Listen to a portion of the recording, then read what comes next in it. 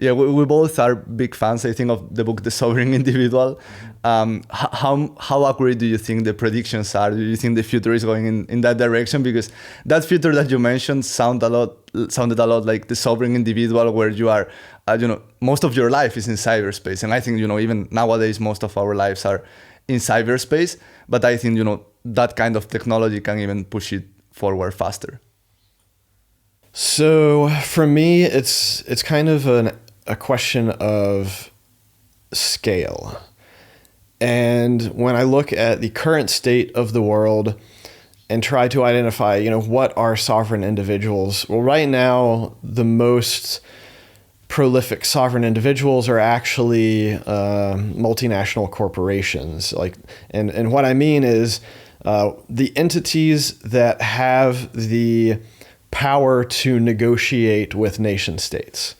So the question is, what is required, or how long is it going to take for that threshold to be lowered? I would also argue that billionaires right now are basically sovereign individuals, but millionaires, not so much. Will we eventually get there? Maybe.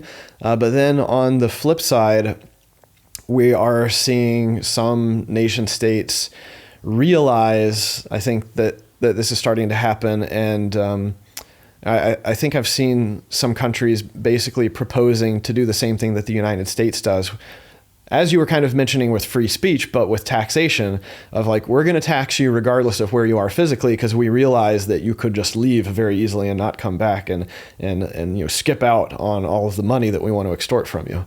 Right. I think that's going to happen. Something that, I hear a lot is that only the US and Eritrea have citizenship-based taxation, and they tax citizens globally no matter where they live. The reality is that there are more countries that already have it, and there are many countries in Europe that have some sort of citizenship-based taxation. And I think, as nation states basically become bankrupt, and they realize that most of their high net worth individuals, families, they have already left the country, they cannot keep taxing them.